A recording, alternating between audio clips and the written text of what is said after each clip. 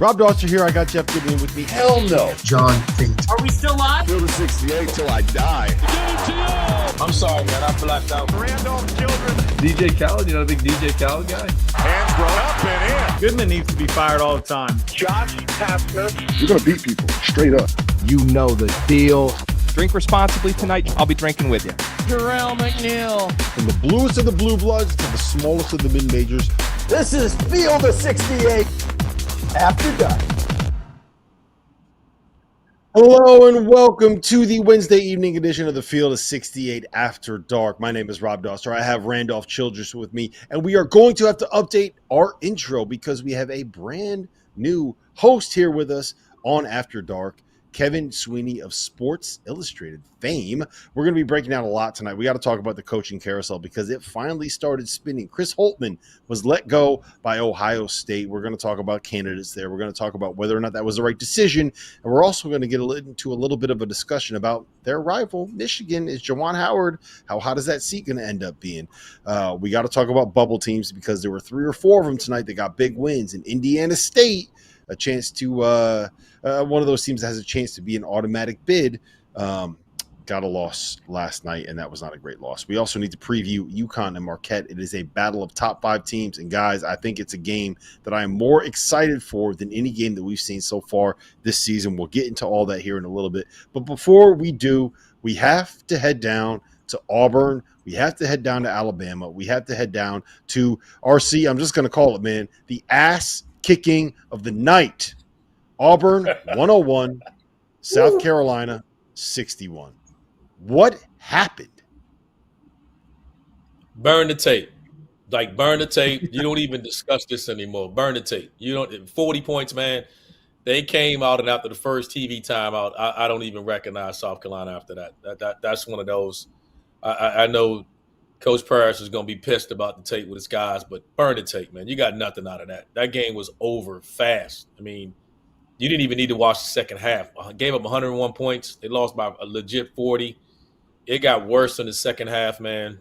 Just burn the tape. Like, it ain't nothing to talk about with this one. This was just, like you said in the intro, it was an ass kick. Sweeney, how good is Auburn in your mind? Look, I think the highs for Auburn are really, really high.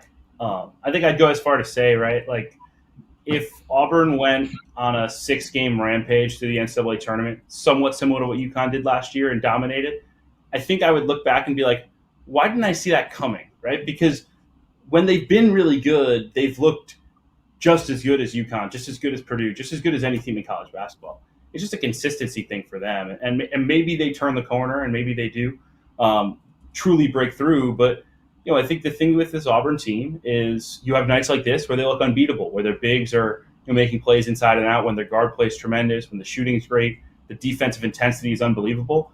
And then you have nights like Saturday where they laid an egg against Florida, like just flat out did not show up. We're not competitive. Trailed by, I think, 27 in the second half, right? Like, that's the Auburn experience this year. And I've always believed that there is a title-level team in there. We saw it tonight.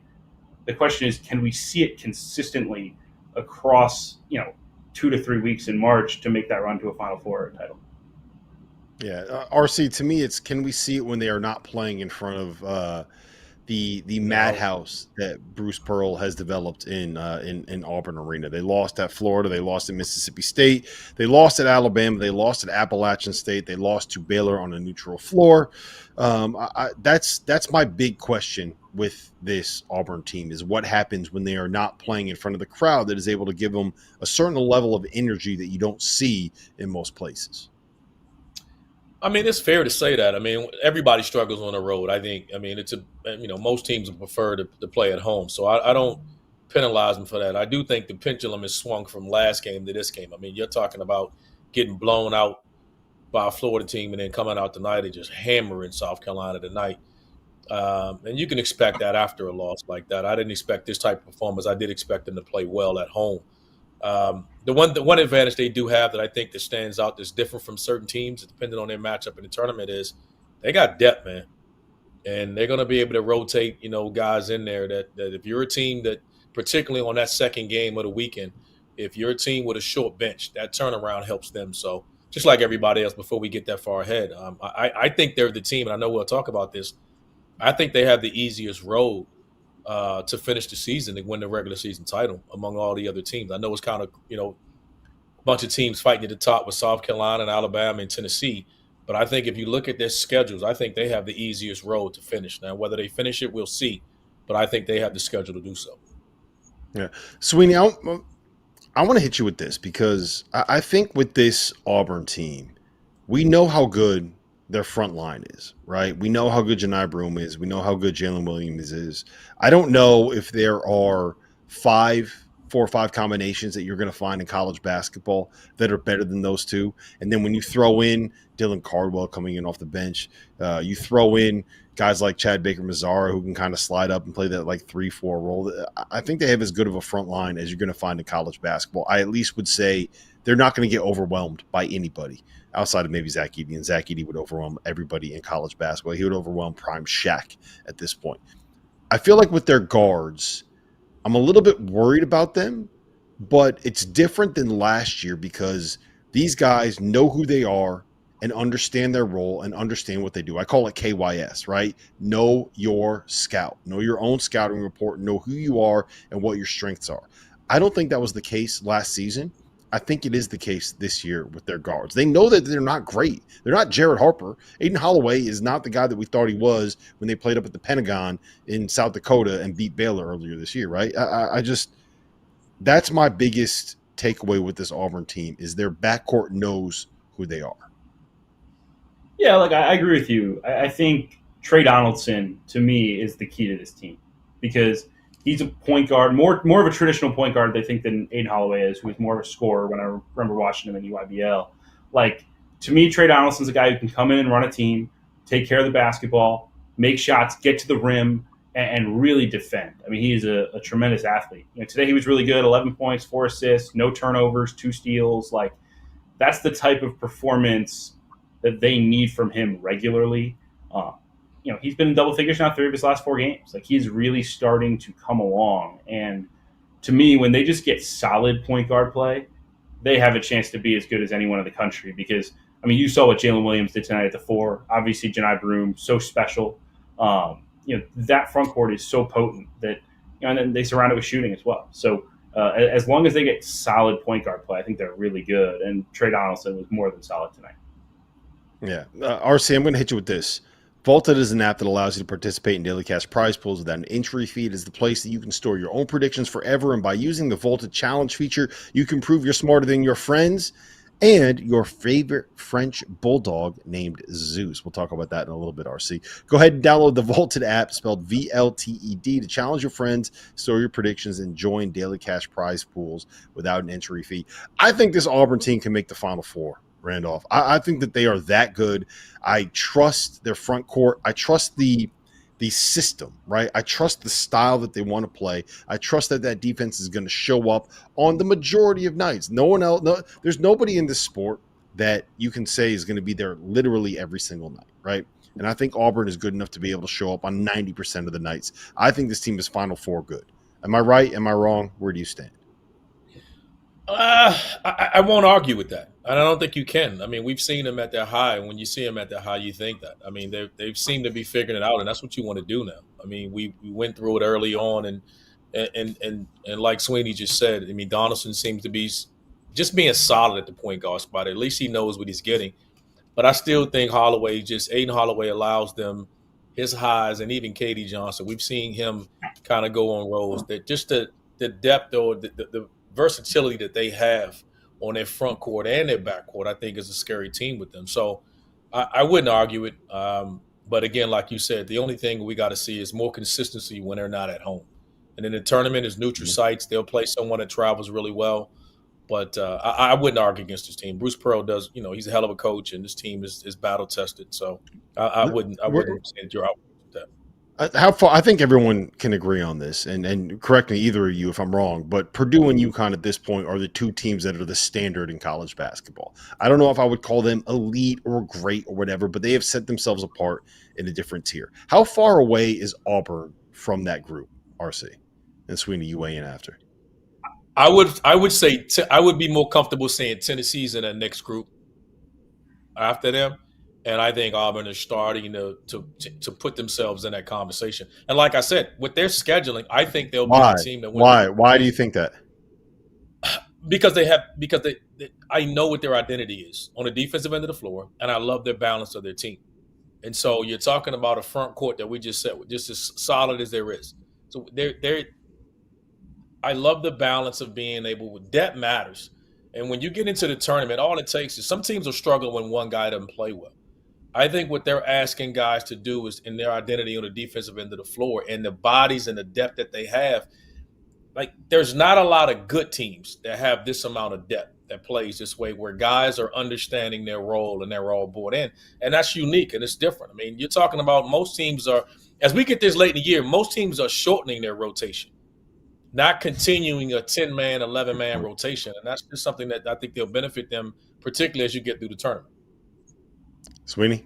Look, I think for me, Purdue and UConn have separated themselves not because they're so elite at their best, but because of how consistent that they've been, right? Obviously, both those teams have a high gear that they can get into, but the reason they're number one and number two and it's not close is that they've been consistent. And I think for Auburn, they're one of the few teams that has the gear to stay up and maybe even be better than a Purdue or a UConn.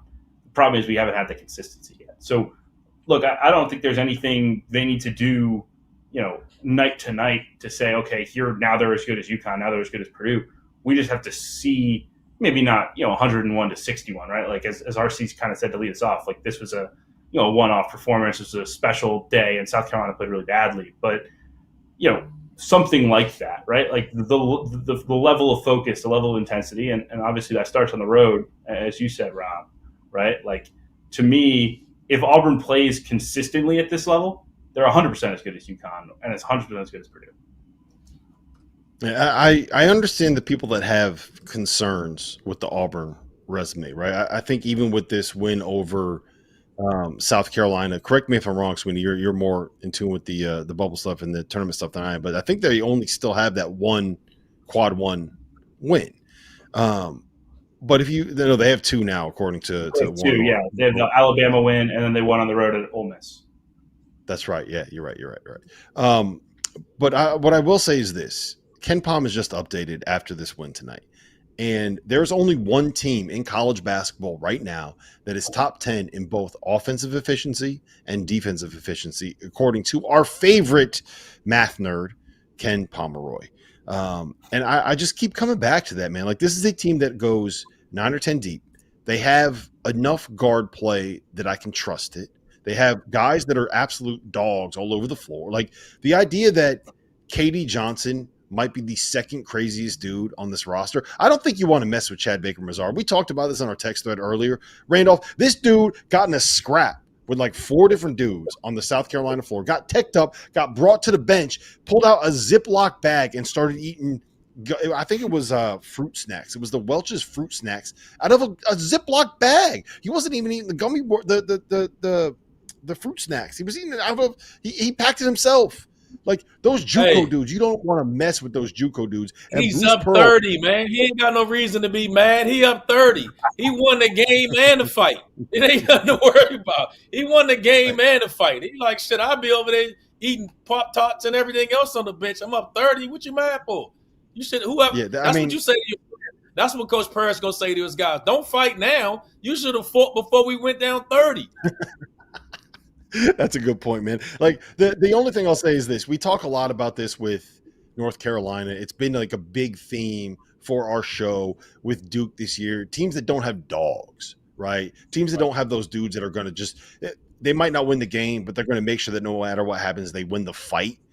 I think Auburn's got like 17 of those guys. And maybe they can donate one to Duke, and Duke can find a way to go win a national title or something like that. But I feel like that matters.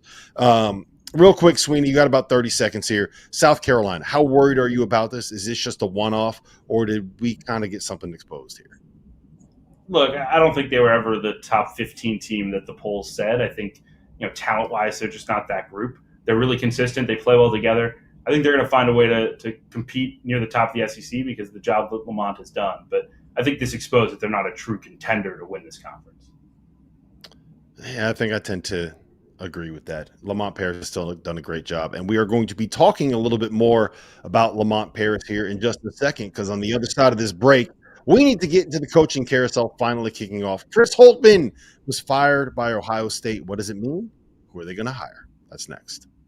As you guys know by now, we've partnered with BetMGM this season. We'll be using BetMGM lines to make all of our picks, and we'll have special offers for the listeners and the viewers of the Field of 68 as we all get ready for the best month of the year, March Madness. If you haven't signed up for BetMGM yet, you can use the bonus code FIELD150 and you will get $150 in free bets on your first wager with BetMGM, regardless of whether or not you win that first bet. Here's the best part. All you need to do is deposit and bet $5 of your hard-earned money. This is how you make it work. Download the BetMGM app and sign up using the bonus code FIELD150. That's FIELD150. Deposit at least $5 and place your first wager on any game. You will receive up to $150 in bonus bets regardless of the outcome of your bet. Just make sure you use that bonus code FIELD150 when you sign up. And remember, BetMGM is now available in one wallet in select states. As a New Jersey resident, this is super convenient when I have to go cover games in Philly or New York, which happens quite a bit. When you cross state borders, you just log into your existing account and fire away. You don't have to create a new account in each state. It's easy, it's simple, and it's clean. And most importantly, we have some fun stuff coming up for the conference tournaments and for the NCAA tournament. Bet insurance tokens, college hoops odds boost, and my personal favorite, a nice little parlay boost here and there. So download the BetMGM app and sign up today.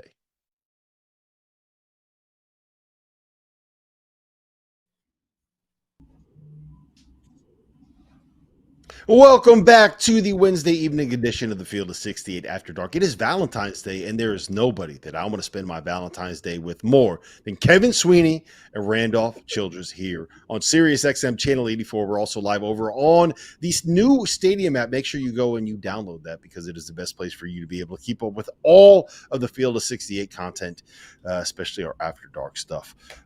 We have to talk about the coaching carousel. It kicked off on today, February 14th. Chris Holtmann was fired at Ohio State. It is the second, I'm doing air quotes here, high major job that is open because DePaul is also currently open, and I don't know if that necessarily counts as a high major job. And I believe technically West Virginia is as well, although Josh Eiler is the interim there. So I don't know if we want to call that open or not. Either way, Holtmann fired today.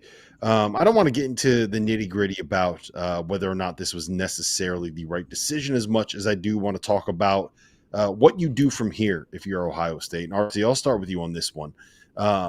It feels like part of the reason they made this decision when they made the decision was to be able to kind of get stuff ready for transfer portal season, which is coming up in about 4 weeks, to try to generate a little bit of money coming into their NIL collective, which is something that I'm told has not been that great for Ohio State basketball. It's been really good for the football team. They just spent $13 million on the football team to be able to rebuild that roster. It feels like they're trying to get some new blood in there, some new excitement in there, so they can find a way to be able to get a little bit of that money coming in on the basketball side as well. What do you make of this job? What do you make of this opening? What do you make of the potential hires? Let's start with this. RC, you've been in the coaching business. What do you make of the Ohio State job overall? I think it's a hell of a job. I mean, like you just said, I think the best thing is just questioning. We know they have resources and NIL money. The question is, does it come into basketball? And that's one of those things that a lot of schools have gone in. So much goes to football. It's a football school. And you got to, as much as we're going to throw around names, as a coach, that's going to matter to you. Because, when you're talking about the next coach, is it going to be a guy that was already a high major coach before and now has an appreciation at a mid-major school or somewhere else? And does he want to go and deal with that? So I think that's the biggest question you're going to ask, from that. It's a top 15 job, I believe. Resources available to you, but how much of that comes to basketball, I think, is the biggest question. Sweeney? Look, I think the thing that I look at is think about all of these SEC jobs and how they've exploded here in the last couple of years, right? What Oates is doing in Alabama, what Bruce Pearl's doing at Auburn, right? You take a place that cares about athletics, that is invested financially, and you just bring in the right coach to bring some excitement, and it goes nuclear, right? Recruiting goes crazy, the fan base blows up, right? Like, I think Ohio State can be that too, right? Like I think Ohio State people will care about basketball if they're provided a winner and a guy who can really generate buzz. I think Chris Holtmann tried to do that. They just never quite got over the hump. And I think there will be a lot of interest from someone who thinks, okay, I can walk in here, have all the resources, right? Have an NBA style arena, have NIL money, have the success of football, right? Like the stuff you're going to be able to do in recruiting, being able to bring kids to football games and show off the whole package of being an Ohio State student athlete, I think is awesome. So I think it'll be a sought after job. I think there will be, as RC said, several sitting high major coaches who are interested, both guys who've been at a super high level and also maybe guys just looking for a fresh start or a place with more NIL resources. Like I think this is going to be a more active carousel than we've seen in the past in terms of high major to high major movement, because guys sit there, they realize they're not going to have the resources to get players, and they want to go somewhere they're going to have it. And I think Ohio State, you're going to have that. Yeah, I mean, that's are we sure they're going to have it though? I think is the question that I have. Are we sure? That's the question, because there's a lot of high major jobs now where we're making the assumption that they're well resourced and they put a lot of money in NIL. We know they put money in NIL for football. The question becomes, how much money are they putting toward basketball? Because if you're going after another high major coach or another coach that has a really good job, he may look like, nah, you know what? If they got options, because they're not just going to, I don't think they're going to give this to an assistant. They're going to go after somebody, I think, that's proven, either that's been a high major coach that's at a mid-major, or someone that's really, just at another high major job. So, but the resources, the committed RC, look at the names that are being linked, man. Look at the names that are being linked. You got Sean Miller. You have Greg McDermott. You have Nate Oates. You have TJ Otzelberger. You have Lamont Paris. You have Mick Cronin. You have Dusty May. You have a bunch of guys that have done it at a high level at what people would consider really good jobs, or the absolute best when it comes to the guys that have not quite gotten to those what we would consider top 25-ish kind of programs, right? Like we're talking about Mick Cronin leaving a blue blood in UCLA to go to Ohio State. No, I don't think it's going to happen. That buyout it might as well be $10 billion at this point. But that's where we're at with this opportunity. And here's my question to you. I would bet, especially with McDermott at Creighton, the NIL is rolling better at Creighton right now than it is at Ohio State. I think that there is a good chance that it's rolling better at Xavier right now than it is at Ohio State. Generally speaking, if this was 3 years ago and you were at Xavier or you were at Creighton, you probably would try to go get that Ohio State job. And we saw that in 2017. You remember when Chris Holtmann got the job? Who else was in the mix? It was him and McDermott. It basically came down to those two, right? And McDermott did the old I'm pulling my name out of the Ohio State job picture when he found out he wasn't going to get it, right? Which is a tried and true method of college basketball search season. But that's my big question to you: is like, would you take this job if you're not going to have the same amount of NIL money that you would get at what would typically be considered a, air quotes here, lesser job, Randolph? No. And I think that's the question. We can go down that list of names of everybody you just named, and how many of them are going to get extensions, and they're going to use the leverage of this to say, hey, let me go get extension. We see it every year. So if they're not going to commit NIL resources to you that you need, then for the coaches that you just named, they're going to either the ones, even Dusty May, he's going to have options. Get in line for that. He's going to have plenty of options to go from. So it's going to be, they're going to have to show that they're committed to that from an NIL perspective, and not having just. And then the other thing is, as a coach, how many coaches want to go? You talk about a job like Xavier where you're the big domino. There's no football there, so it's just about basketball. So you don't have to deal with that. Does a coach want to, knowing to go to Ohio State, you're second fiddle. You got to deal with that. Yep, that's the way it's always going to be when you're at Ohio State. That's the nature of the beast at a program that has a great football program. We've seen guys like Nate Oates and Bruce Pearl, like you mentioned, Sweeney, thrive in that setting. We'd like to welcome everybody that was just watching the women's basketball game over on Stadium. This is the Field of 68 After Dark. Rob Dauster, Kevin Sweeney, Randolph Childress. Let me ask you this, Sweeney. If you're Gene Smith, and this is kind of like your last hurrah as the athletic director at Ohio State. If you're Gene Smith, who is the first call that you make? Who are you going after before? We always, Jay Wright, he's not coming back, right? Billy Donovan, he's not coming back. Brad Stevens, if he wasn't going to Indiana, he's not going to Ohio State, right? We can get that part of the conversation out of here.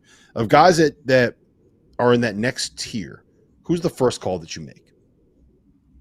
I think I would target Dusty May. And look, there's a lot of bigger names potentially out there, or more proven names at the highest level. But like, if I'm Ohio State, I want the guy who could be the next big thing, right? The guy who could be that next Nate Oates, the next mid-major to high-major jump guy. And I think the most obvious name in that group is Dusty. Obviously, the success to go to a Final Four, to keep this group together. I think if you give him the resources that this job will give him, he will get players at an elite level. Look, obviously, there will always be talk about Indiana for him. And we'll see if this movement, if this domino causes more action at Indiana, if this causes them to make a decision on what they want. Because look, if you're Indiana, you can't let Dusty go, right? Like if you believe that he's your guy long term, you can't let him take Ohio State and risk him doing it there instead of at your place. But I think if I'm Gene Smith, I'm Ross Bjork, that whole leadership team at Ohio State making this decision, I'd have a hard time skipping over Dusty. Yeah. RC, who's the first call you make? I agree. I thought Dusty would have been my call. He took my answer. I think it'll be Dusty, but I think that list is so long for him. I don't believe that he'll have a lot to spill over before he makes that decision. We joked about Sean, and I think I'd like to see if Sean was interested in that. Question I have for Sean would be, does he want to go back to that level from being in a place like back home at Xavier? And if he goes there, then our guy Chris Mack, I think he'd slide right in there and go to Xavier. So, you know what? I think it's Dusty. The question that I have, or the concern that I have with it, is that you can have all the wish list you want.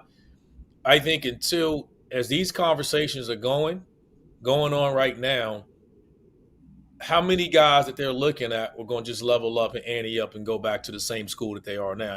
That also happens every year. So, you're going to have a list of a couple of guys. I don't know if it's that job. It's not the job where you're going to say, oh, man, I'm going to leave wherever I am if if that team kind of, gives you an extension and offer you certain things. So we'll see. You got to be, as greater resources as they have there. You got to get the commitment, the financial commitment for which you're going to need from an NIL perspective, because of the expectations, it isn't just making the tournament there. They're expecting another level. It isn't just getting back to the tournament. Chris Holtmann, did that. I know it's only been 2 years and he's already out of there. So it just seems like it's one of those jobs too that after so many years, they just kind of ready to move on from you. You can't stay too long. It doesn't seem like there's anybody's there that's been able to figure that out. Yeah, I one thing I would say, sorry, Rob. One thing I would say is this: like, if you're at Xavier, can you really win a national championship, right? If you're at all these jobs, right, like these second tier jobs that maybe jump to Ohio State, if you believe you can win a championship, don't leave. But if you're unsure of that answer, and Ohio State's out there, I think it's really hard to say no to that opportunity, because I think you could absolutely win a national championship. Sweeney, my only comment to that would be, it's like I'll go back to when we talked about this with Texas. It's a football school. We acting like there's natties in Ohio State for basketball. Ain't nobody thinking about winning no damn national championship. Like, that's not, like, let's cut that out. Like, because if national championships was the requirement or the expectations, then resources will go there. Their money is spent. The expectations for natties is on the football team. Cut that out. That's like Texas basketball. Your resources was put to football, and you expect that with football. But we can't just be like, oh, if you want to win a national championship, man, there ain't probably about a handful of schools that put resources to schools to win a national championship. You just want a guy to come there and turn shit to sugar and win a natty. Like, cut that out. I'm not saying it to you, but it's just like, come on, man. We're going to sit there and start saying, now we want Ohio State to start winning national championship. Man, stop this. Cut that out. I'm not saying it to you, Sweeney, but shut up, Sweeney. Just stop with that, Sweeney. I'm not saying it to you, Sweeney, but stop with that, Sweeney. Sweeney know my guy. And I'm like, no, I'm not. And I'm only use that, Rob, because you remember when we was dealing with Texas a year ago. Everybody like, oh, it's the national championship. You just ran what is Mata doing right now? I guess he can't coach. He just ran, and the same thing's going to happen to Holtmann. He's going to go somewhere and get another job, and he's pretty damn good coach, man. I mean, it's a tough gig. It's a tough gig right now. Let's see if they commit the money to it. RC, to your point, we're going to be previewing a top 5 showdown here in the 4th block of this show between UConn and Dan Hurley and Marquette. And who is Marquette's head coach? RC, is that Shaka Smart, the former Texas head coach? Yeah, I'm just saying. No, look, I think I think I'm going to go right down the middle on this, because I think that, one, you do have a higher ceiling at Ohio State because of the financial resources that exist there. But you also have to be a guy that is going to be able to get creative to drive that fan engagement. You know, I think what Bruce Pearl has done to create a basketball environment at a football school is unbelievable in Auburn.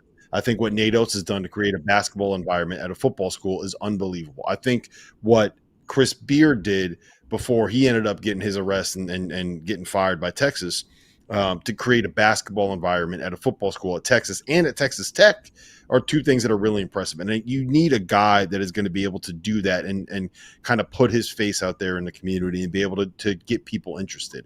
I think my first call would absolutely be Sean Miller. Without a question of a doubt, would be trying to get Sean Miller to leave Xavier and come to Ohio State. And if I'm Sean, the biggest question I have is, do I want to go to a place where it's going to take a lot of work to recreate the environment that I coach in at the Cintas Center when it comes to playing at I don't even know the name of Ohio State's building. That is going to be the biggest issue that I think he would have. Pass up on more NIL and pass up on playing in front of an incredible environment. That's a hard thing to do. Hey, you just answered your own question. We don't even know the damn arena, and we talking about national championships. Cut it out. Get you show some respect to put some money behind it. Whoever you hire, put some damn money behind men's basketball, and then you can start talking about winning. And it's just, and all jokes aside, I agree. I think it's a job with the money that you get in the Big Ten that it could be a job like that. But we naming a handful of these guys that have done it at schools. It ain't a lot of them dudes out there. Put the money. It's hard to do. It's hard to do, RC. It's hard to do that. It's hard to do that. If you got some money, it ain't hard nowadays. If you can get the football team made $13 million to get to the net to put in that conversation. Put a couple mil in the men's basketball.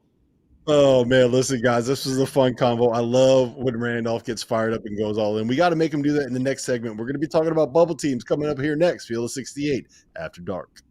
Big news, guys. I am thrilled to announce that we have partnered with Autograph, a company founded by the GOAT himself, Tom Brady. The Autograph Fandom app gives you access to the best college hoops content, fan contests, and exclusive rewards like discounted tickets, all for doing the things that diehard fans like you already do, following your favorite team in the news and listening to podcasts just like this one.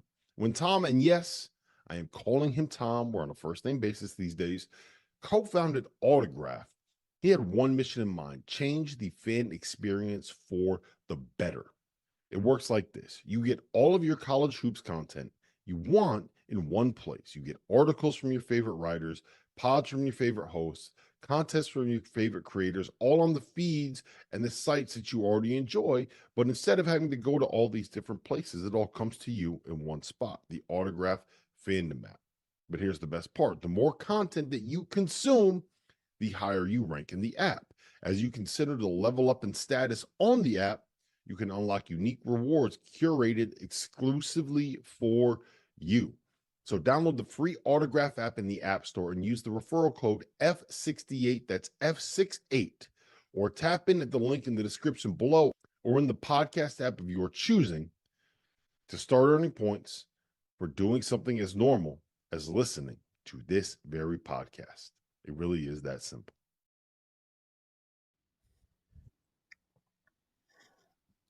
Welcome back to the Wednesday evening edition of the Field of 68 After Dark, where we turn shit to sugar. Shout out to Randolph Childress for what I'm going to use as one of my favorite lines here on the Field of 68 After Dark. Rob Dauster, Kevin Sweeney or Randolph Childress. We are live, Sirius XM Channel 84. We are live over on Stadium as well. Make sure you download the app. It is the best place for you to be able to consume your sports content. I want to stick with the coaching carousel conversation, and I want to go to Ohio State's biggest rival because I want to talk about this Michigan situation, which is just a fascinating thing for me. Ward Manuel came out today, and I don't really know why he came out and had the press availability, but he made a statement to the press where he more or less backed Juwan Howard. And for the people listening at home, he said, I haven't really thought about any changes in our men's basketball program. I can't say it any clearer. I want to support Juwan to be successful and have not given any moment or thought of anything about changes at this time. We'll continue to support him in our program and continue to be there for him. Michigan is 8-17. They just got 40 burgered by Illinois on the road on, I think that was Tuesday night. Randolph, where do you stand on Juwan Howard? Where do you stand on this situation? Where do you stand on Ward Manuel coming out and saying this? It's a fascinating situation to me right now. Sweeney, is you? Look, the thing I would say with Michigan is we're risking this getting into toxic territory, right? And I think it was so disappointing that things had to end so ugly for Patrick Ewing at Georgetown, right? This guy's a legend, obviously a big part of their program's history, their success.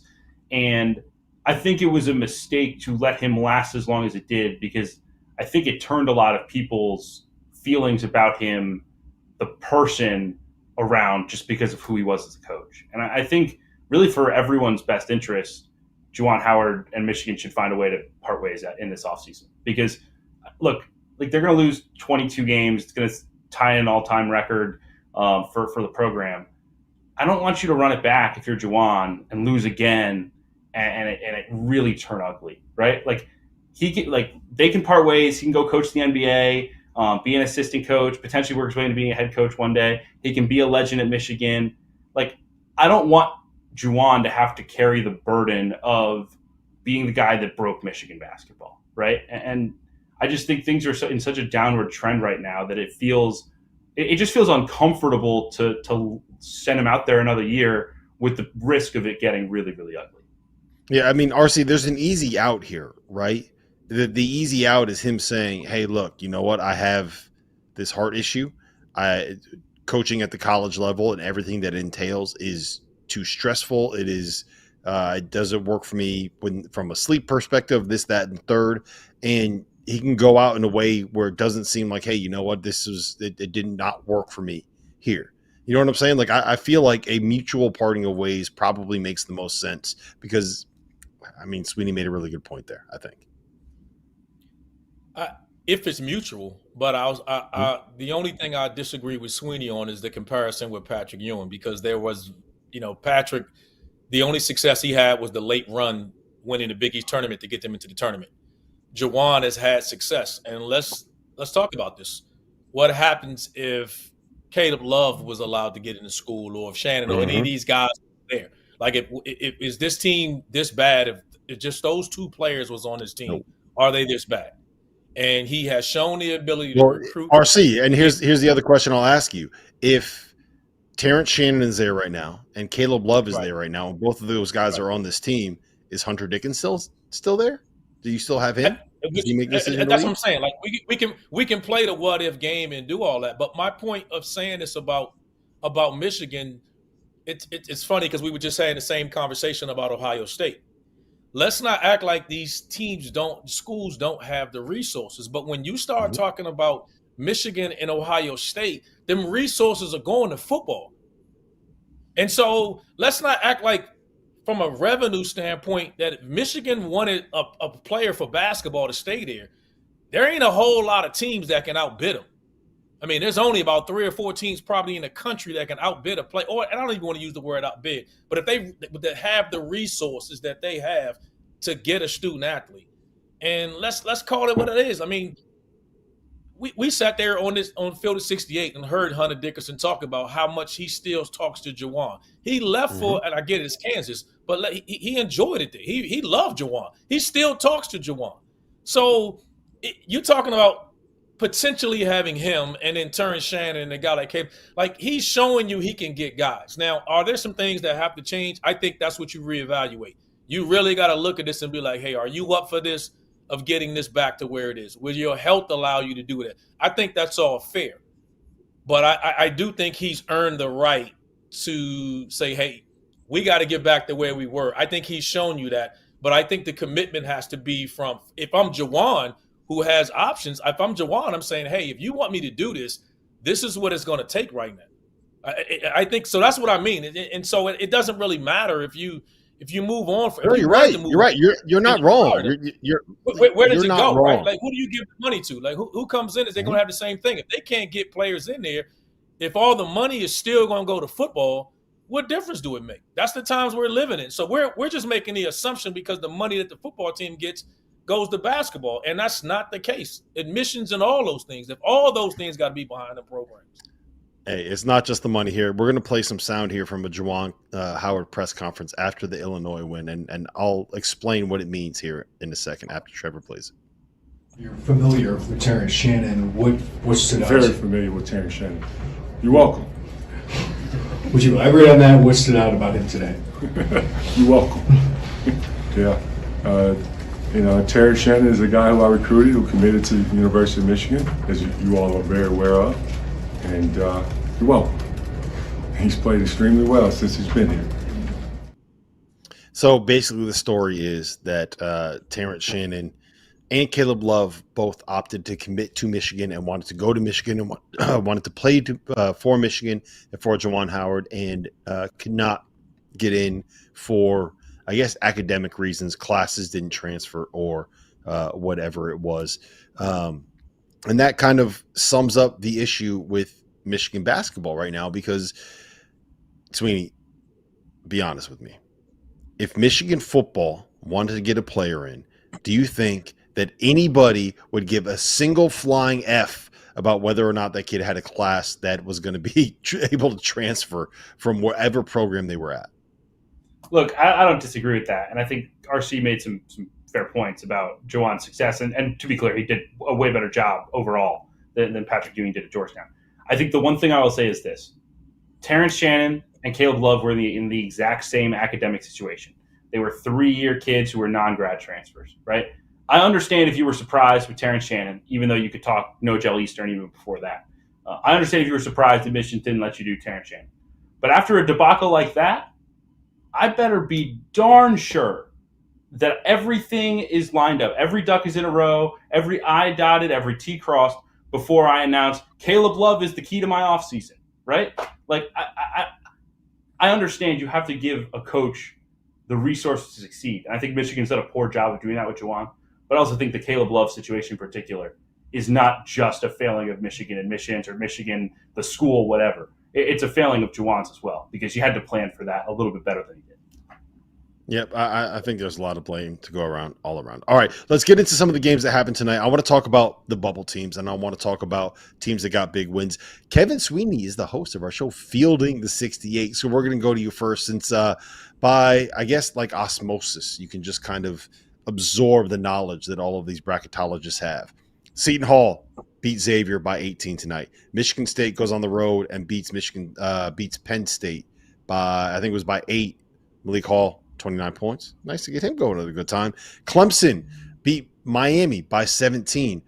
Who got the biggest win tonight? Which bubble team made the biggest move? And remember, Indiana State is a team that is in a situation where we thought they were going to be in at-large before they took a quad 4 home loss last night.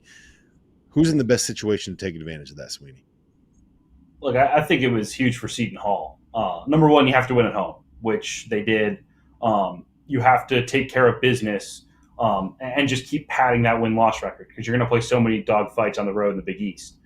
The other thing that Seton Hall did tonight was they got some style points. And they hurt themselves in the metrics by getting blown out by Villanova over the weekend.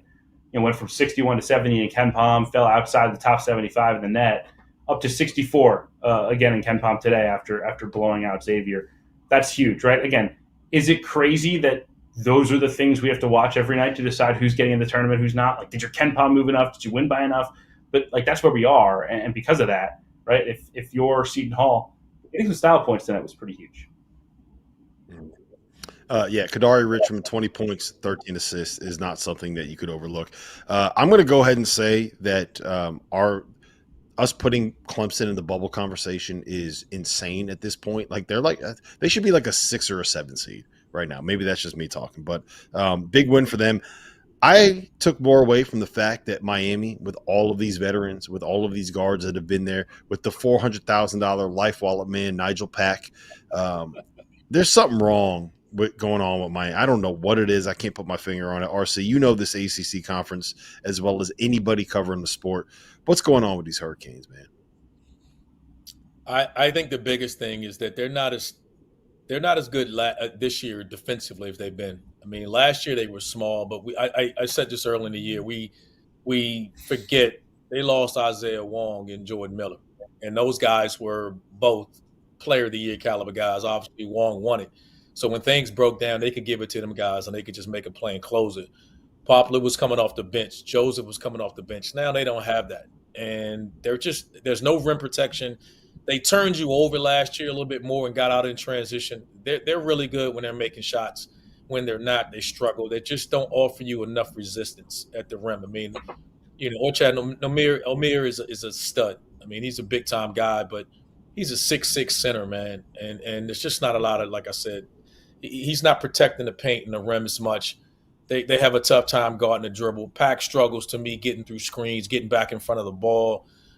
When they need him to be effective offensively. His range and his ability to score scares you when he's on, but when he's off, he's off. And tonight he was off. So they're one of them teams that'll play spoiler. I think tonight was a big game for them as a bubble team. We talk about Clemson being in, but Miami is starting to run out of opportunities in this league to convince the committee that they need to. They are a tournament quality team.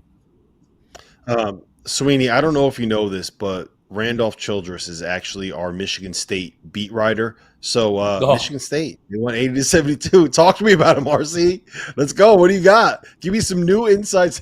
They're in. I don't listen. I got nothing to add. They're in. They're like Clemson. I thought you were going to add Michigan State with Clemson. The Michigan State fans are on me, and all I said was, "Hey, you're never going to live up to the 4th ranked team in the country. They'll get in. I don't have them going deep run." Blah, blah, blah. Sweeney, it's all yours, man. I can't. So just for Sparty Nation out there, what Randolph Childress just said, and I'll summarize, is Michigan State is no good. Tyson Walker sucks. Malik Hall is nothing but empty calories and fake stats. Hey, that's how they're going to cut it. That's how y'all cut it. And then the fans coming at me. But it's cool. I'm a big boy. I deal with it. No problem. Right. Hey, look, you've told me the stories about what happened when you walked into Cameron Indoor Stadium. So I think you can handle a couple of people tweeting at you. Listen, Field of 68 after dark. We're going to come back. We got to talk a little bit about UConn-Marquette, and we're going to get into our Valentines. We're giving them out next.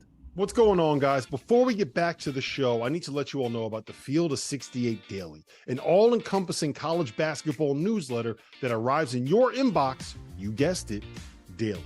For less than $1 a week, you'll wake up every morning to more than 1,500 words detailing everything that you need to know to stay up to date on the world of college basketball. From the notable mid-major upsets to the stars that are out injured to the breakout performances that only our team of college basketball junkies watched. The Daily is edited and produced by Mike Miller, who spent more than 2 decades running NBC's digital written content, and is subscribed by more than half of the Division I coaching staffs, the biggest names in college basketball media, and the agents that work as power brokers in the sport. For just $50 for the year, you get access to the same information that the insiders get.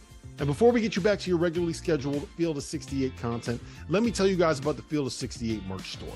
Head over to fieldof68.shop for officially branded Field of 68 apparel. Whether you're supporting your favorite team in the student section or from the couch, there is no better way to gear up than the latest from the Field of 68. The best thing I can say about our merch is the quality of the product. Anyone that has ever worn a t-shirt knows how frustrating it is when the neck gets all stretched out and the bottom of the shirt starts looking like the bottom of bell-bottom jeans. And there's nothing worse than a hoodie that loses its snugness that makes it such a perfect way to stay warm during the cold winter weather. Whether you're shopping for yourself or for the college basketball fan in your life, everything you need is at the field of 68.shop. Well, welcome back to the Field of 68 After Dark. Rob Dauster, Kevin Sweeney, Randolph Childress. We're live, Sirius XM Channel 84. We are streaming over on the Stadium app. Make sure you go and download it. It's the best place to consume all your college basketball content. We're going to talk about Valentines here in a second, but before we do, we have a top 5 battle coming up here in 3 days. UConn in Hartford in the XL Center taking on Marquette, the number 4 team in America. UConn won tonight. They beat DePaul by roughly 1 billion points. I don't even care what the final score was. It was bad. That's how bad it was. Sweeney, give me your breakdown. UConn, Marquette, what are the keys to the game? Who do you think is going to win? Look, I think Marquette has a chance to hang because of the way they've shot the ball lately. I mean, they have been outstanding from beyond the arc the last several weeks after that cold stretch earlier in league play. I just, like they have torched the nets. I mean, only 5 for 12 the other night, but I believe 6 straight games they've shot 40% or better from 3. Like that's dangerous, and I'm just super impressed with that group and the way they're sharing it and how Tyler Kolek's playing. Obviously, it's a different beast when you go on the road, and that place is going to be electric. Obviously, UConn is a tremendous team, incredibly balanced, have different guys who can beat you different nights. Tristan Newton can, I think, maybe not match Tyler Kolek, but be one of the better point guards in the country in his own right in this game. So look, I would be, I'm still going to pick UConn to win the game, but I see Ken Palm's got it at 7. Like that just feels like a lot of points for how Marquette's playing right now. Yeah, I tend to agree with your sentiment there. RC, what do you got? I'm taking UConn in the points. Y'all can talk all y'all want about all that 7 points. It's UConn, and give me all 7. You can have them because they're going to need them. They're not winning that game in UConn. Y'all can stop that. They're playing well, though. I agree with everything Sweeney said. They struggled, and we talked about that. Jones and Kolek struggled, to start Biggie's play, shooting the basketball. We knew he'd figure it out, and he has, and they're playing well. But they're coming up against a different animal. I think from a consistency standpoint, we've talked about it. There just hasn't been anybody better than UConn and Purdue all year long. And, beating those teams at home has just seemed to be damn near impossible. And I expect it to be a good game, but with just the depth and everything, the way UConn's playing right now, that's just a tough ask right now from anybody. Well, all right. Well, look, let me take the naysayers' point of view, and maybe it's just the self-loathing, anxiety-ridden UConn fan that I am. But I do think that Marquette is out of all the teams in college basketball, I think that Marquette is the worst matchup and the best team that is a bad matchup for UConn because of the presence of Oso Ighodaro and how good he is, not just as a passer, but as like the movement 5, right? And I think where UConn struggles is when you have teams that can find a way to get Kling into foul trouble, when you can find a way to pull them away from the basket, and when you have a whole bunch of guys that are able to put the ball on the floor and find a way to drive it and get to the rim. And I think that that's what Marquette has. There's a lot of guys that are able to do that, create space, get to the basket, space the floor, knock down threes. I think that the line will end up opening probably somewhere around Marquette plus 6.5, which is probably a fair line.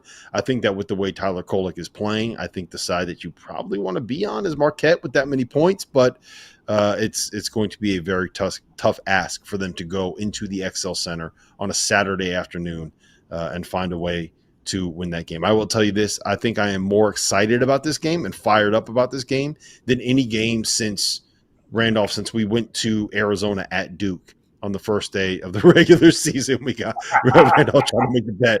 I'm putting my bet down, man. I'm giving you the points, man. I'm putting my bet down. Is that a 1? Are you putting down a $1 bill? Is that a signal? Yeah, that's all I got right here, man. That's all I got right now. It's Valentine's Day, dude. I went all out. It's Valentine's Day. I went all out. I ain't got no more money left. There you go. Listen, it'll be a fantastic game, and there's a lot riding on this because UConn's schedule is really backloaded. Their last 6 games: Marquette at home, at Creighton, Villanova at home, Seton Hall at home, at Marquette, at Providence. Their 3 toughest road games of the season. In the last 5 games, they get Marquette twice in the last 6 games. It's a 2-game lead. So if you win this game, you got a 3-game lead with 5 games left. If not, UConn's got a 1-game lead, and they got their 3 toughest road games coming up. So there's a lot riding on the Big East regular season title, and the number 1 seed doesn't have to. There's 3 teams in the Big East. It's Marquette, UConn, and Creighton. The number 1 seed in the Big East tournament doesn't have to play the other ones until the Big East tournament title game. So there's a lot riding on this game. It's going to be fun. I can't wait. All right, it's Valentine's Day. You just teased it, RC. Let's get into our coaching Valentines. I want you to tell me, you got about 30 seconds per pick here. I want your coach that you're going to give a Valentine's Day to, a Valentine's Day gift to. And the whole point of this is, who's the guy that's not getting enough love? We got to give love out. I want you to put love. I want you to put attention. I want to put you to put the spotlight on a coach that isn't getting enough of it right now in college basketball. I'm going to say Shaheen Holloway. Can we talk about how good this team would be if they was healthy all year and having guys available all year? I think that's a team that's kind of scary. They've got the quality wins. They got the quad 1 wins. But what that team would look like if they were completely healthy. We're talking about them now as a bubble team, and they obviously played well tonight. But I don't think he gets enough credit for a situation that he's in as well, that doesn't have a ton of NIL money. He's figuring out a way to recruit guys, to get guys in there that's fitting the way he wants to coach. It's about toughness, and they're getting it done. So I'm going to go all out and tip my hat to Shaheen Holloway. All right, Sweeney, who you got? Well, hopefully they close out this win that they're about to get. Danny Sprinkle, Utah State, is about to win 21 on the year, 21-4. He inherited a job. They didn't have a single returning scored point from a year ago. It feels pretty darn impressive, especially in the NIL world. So Valentine goes to Danny Sprinkle. All right, so RC, you stole mine. I was going to go with RC. Or I was going to go with Shaheen. So I'm going to pivot here. I'm not going to give mine to Kyle Smith. Washington State, that program has less NIL than the Field of 68 does, and he's got Washington State at second place in that conference. Did the same thing at San Francisco, turned that into a good job. Did the same thing at Columbia. That dude can coach.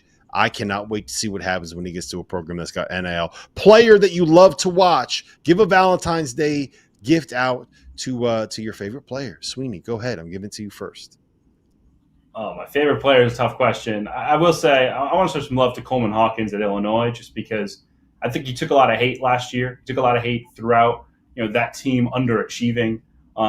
His NBA draft feedback wasn't what he wanted. And I just give a lot of credit to a kid like that comes back, grinds it out, improves his game, and I think has played his way into the draft conversation. He's done a tremendous job. All right, RC? Oh, favorite player, man. I'm not picking no favorite player. I can't do that. I got too many kids I love and enjoy watching them play. So I ain't picking no favorite player, man. I'm going to pass on that one tonight. Give me someone that deserves more love. Give me someone that's just not getting enough attention for how good they are. You can name like 5 if you want to. I would say Josiah James for Tennessee. I think he has been someone that I've watched, and I've seen his improvement, knocking down shots now for a team. He's proved himself, and I think he's an offensive weapon for a team that used to be all D and a little bit of offense. Now they finally got some offense. He's a part of that. Give me Devin Carter. Devin Carter needs all the Valentines they love that he can get. He's put that team on his back. He's carried them. He's hitting 35-footers to force overtime. But listen, this has been the Field of 68 After Dark. We are heading over to last call over on the Stadium app. We'll be there for 30 minutes answering